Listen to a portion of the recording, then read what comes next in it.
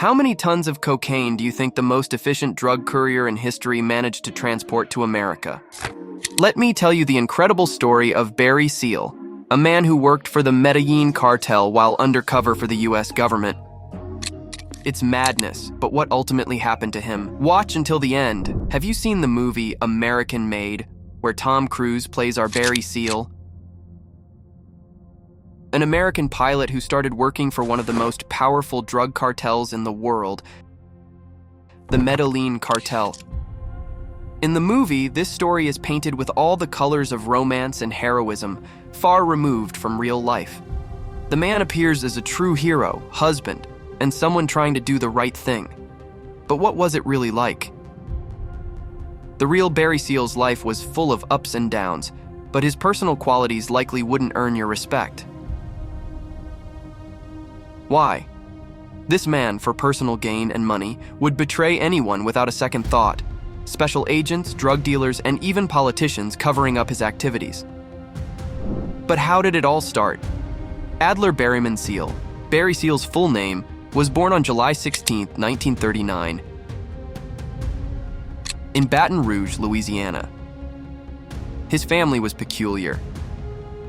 His father, Benjamin Curtis Seal, besides having a successful career in the candy trade, was actively involved in the racist Ku Klux Klan organization. How deeply his father's views influenced Barry is hard to say, but it possibly left a mark on his character, determined and unscrupulous. Barry began dreaming of the sky as a teenager. His aviation teacher, Eddie Dufford, described him as impulsive and inconsistent. He was always the odd one out in the family. He did only what he wanted without thinking about the consequences, Dufford said. This attitude didn't prevent Barry from achieving significant success in aviation. When Barry first came to Dufford to learn to fly, he hadn't yet finished school, but his talent was evident.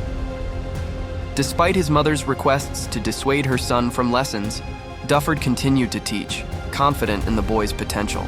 At 15, Seal received his first student pilot certificate, and at 16, he was issued a full pilot's license. By 1960, he became one of the youngest pilots at Trans World Airlines, soon mastering the then-new Boeing 707. Barry Seal claimed his first encounter with the CIA happened before he turned 18. Initially, he transported weapons to Cuba for Fidel Castro's troops. But when relations between Castro and Washington soured, Seal switched to supporting anti-Castro groups, providing them with air cover. However, many doubt the authenticity of these early connections with the CIA. Regardless, his career flourished. By 1964, Barry was already working as a flight engineer at TWA. And 2 years later, he became one of the company's youngest pilots, flying the Boeing 707 on routes to Western Europe. His aviation career was brilliant, but Seal wanted more. Barry's career took a sharp turn in 1972 when he was accused of participating in smuggling 7 tons of explosives from Miami to Mexico. The buyer turned out to be an undercover FBI agent, and all participants faced long prison terms. By sheer luck, Seal got off with just a scare, remaining free. But the pursuit ended only in 1974, by which time TWA had decided to fire the pilot. With such a background, Barry Seal's prospects for getting a job at a reputable company were minimal, and he chose another path, offering consulting services in private aviation in Latin America. However, the real source of income for him became drug smuggling. Being a family man, Barry supported his family by flying whatever was requested, from marijuana to cocaine. By 1979, he found himself in Honduras, arriving from Ecuador, and was detained by police who had information about him transporting 40 kilograms of cocaine. But no drugs were found on board. Instead, the police discovered unregistered firearms, for which Seal was sentenced to 9 months in prison. As you might guess, this didn't stop him. In prison, Barry met William Reeves, who worked for the drug barons, the Ochoa brothers. Together with Pablo Escobar, they were founders of the Medellín Cartel, one of the most powerful drug groups in the world, known for their brutality and bloody methods. The cartel used everything for their operations, from planes to submarines, and ruthlessly dealt with competitors and traitors. By 1981, Reeves introduced Seal to the Ochoa brothers, describing him as a reliable pilot willing to do anything for the right price. Despite understanding the dangers, Barry eagerly agreed to collaborate with the cartel, starting to work for them as a pilot. Over the next 3 years, Barry Seal expanded his operations to full capacity. He earned between $500,000 and $1.5 million for each flight with cocaine from Colombia or Panama to the US. Quite a lot, right? Barry set up several air bases in the United States, acquired several planes and helicopters equipped with advanced radar equipment, earning him the nickname, the Flying King of Cocaine. The Ochoa brothers and Pablo Escobar highly valued their American partner for his ability to bring them huge profits. The Medellín Cartel had such resources that they could influence the economies of entire countries. Unlike the Hollywood version where Barry had one wife, his real family life was much more complicated and tense. He first married a woman named Barbara Bottoms in 1963. However, after 5 years, their marriage began to fall apart, held together only by their children and mutual accusations.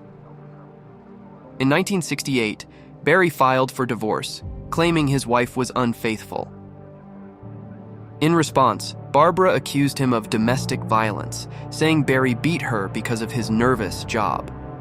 Nevertheless, she dragged out the divorce process for 3 years before agreeing to a settlement in exchange for $703 a month in alimony. Additionally, Barry invited his brother-in-law to join his aviation team as a co-pilot, who at that time needed money and was making a living by selling damaged cars. Speaking of damaged cars, what should you do if you're in a car accident in America? Where should you seek help to avoid fraudsters? Where can you find a competent lawyer? How can you get compensation if you don't have insurance? The company Car Accident America helped its clients receive $21 million in compensations. They can answer all your questions, link in the description. But work was going better for the guy than his personal life. Barry Seal set a world record, smuggling drugs worth over $5 billion into the United States. However, in March 1984, his career ended when agents from the U.S. Drug Enforcement Administration, DEA, arrested him in Florida. This time, Seal faced 10 years in prison for drug smuggling and money laundering. Unwilling to spend long years behind bars, Barry, accustomed to a luxurious lifestyle, offered himself as a secret informant, promising to reveal key figures of the Medellín Cartel. The DEA was unsure about the feasibility of such cooperation, but soon the highest political authorities in the U.S. intervened. President Ronald Reagan, expressing his animosity toward both Colombian drug dealers and the Nicaraguan government, which had ties with the USSR, found a reason to use Seal for his own purposes. The CIA had information that high-ranking Nicaraguan officials were involved in drug trafficking and were allowing cartel operations on their territory. Seal's plane was equipped with special cameras, and he was assigned the task of capturing evidence of the involvement of Nicaraguan officials and drug lords in illegal activities. This operation later became part of a major political scandal known as the Iran-Contra affair, or Iran Gate, which erupted 2 years later. The scandal revealed that the Reagan administration had secretly supplied weapons to Iran, violating an embargo, and the proceeds were used to support the Contras fighting the Nicaraguan government. There is a theory that the whole story with the photographs was fabricated to divert attention from Iran Gate. Some say that Seal worked simultaneously for both the Medellín Cartel and the U.S. government, helping to transport weapons for the Contras. One thing is certain: Barry Seal completed his task well enough to avoid 10 years in prison and got off with 6 months of probation. From that moment on, it was assumed that Barry Seal and his family would be under reliable protection from the U.S. government, since Barry was a key witness. However, the publication of materials about the Sandinistas' connections with the Medellín Cartel in the United States undermined his chances for anonymous existence. It's not entirely clear how and from where the information leaked. Many were suspected, from CIA agents to President Ronald Reagan himself. There is a theory that the leak could have been a planned part of an operation by U.S. intelligence agencies aimed at eliminating Seal, who knew too much about the whole operation. Revealing his identity could have been preparation for his elimination, blaming his possible murder on Escobar's revenge. Perhaps it was indeed Escobar's revenge, who, as is well known, did not tolerate traitors. Escobar promised $1 million to anyone who could deliver Seal alive to Colombia, and half that amount for his murder, $500,000. You see, Barry Seal got involved in too many things to hope for a long and happy life on a severance package. According to the judge's decision, Barry Seal was to spend the last 6 months of his sentence at a Salvation Army halfway house, where he could meet his family, but had to return for the night. However, one evening, as he parked his white Cadillac and opened the door to get out, a Mexican man attacked him from behind, firing a .45 caliber submachine gun at him. Del Hahn wrote in his book, "Seal thought he was smarter and more cunning than the Ochoa brothers. As it turned out, he was wrong. The killer and 2 of his accomplices were arrested and sentenced to life imprisonment without the possibility of parole. One of them died in 2015, and the others are still in prison." Despite the clear links between the hitmen and the Medellín Cartel, there are theories that higher circles of the U.S. political elite were behind Seal's murder. Republican Robert Morrow claimed that Barry's lawyer, Louis Unglesby, spoke of a conflict between Seal and George H.W. Bush. Seal allegedly knew compromising information about the politician and threatened to reveal it unless the tax audit stopped. Morrow believed that Bush solved the problem radically, allowing the information to leak to the press and anticipating its consequences. Whether this version is true or not, we may never know. Deborah Seal, Barry's widow, claims that she went through hard times after her husband's death. But there are rumors that this is just a facade. According to some sources, she inherited Barry's fortune of $29 million. It is said that the government preserved the pilot's illegally obtained money for his family in exchange for their silence about the details of his work. Meanwhile, the situation became complicated when work began on a film adaptation of Seal's life.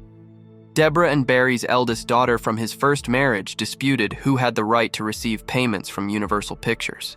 All this happened against the backdrop of Barry Seal's image continuing to live on screens. He appears in several TV series and in the movie American Made. For a man whose life was associated with drug smuggling, such posthumous recognition in the film world is an incredible twist of fate. And separately, I would like to mention a few interesting facts. Before his undercover work began, Barry Seal never met Pablo Escobar. According to DEA agents, his interaction with the CIA began only in 1984. And there is no convincing evidence of earlier contacts with the agency. Working undercover, Seal first met Escobar and the Ochoa brothers, maintaining anonymity in his dealings with the cartel until that point. DEA agent Ernest Jacobson noted that the cartel knew very little about their main pilot. Seal always used the phone for communication and never revealed his real name. He was nicknamed El Gordo, or Fat Man, which helped him stay anonymous. Because of this, the cartel did not suspect his first arrest. Moreover, there is an intriguing conspiracy theory suggesting that Seal might have been involved in the assassination of President Kennedy. Imagine this. In 1955, he joined the Civil Air Patrol and later became part of a training group led by David Ferrie, who interacted with Lee Harvey Oswald, known as the official assassin of Kennedy. Seal's connection to this event became even more mysterious after he was seen in Dallas on November 22, 1963, right after the assassination, and quickly left the city. Although there is no direct evidence of his activities with the CIA starting from the 1950s, a 1963 photo showing Essie Eel at a table with Porter Goss, the former head of the intelligence agency, adds intrigue to his biography. In any case, this is a very illustrative story of how big money brings big problems. It's a pity such things get romanticized in movies. That's all for now. Thanks for watching. I'd appreciate your subscription. See you soon.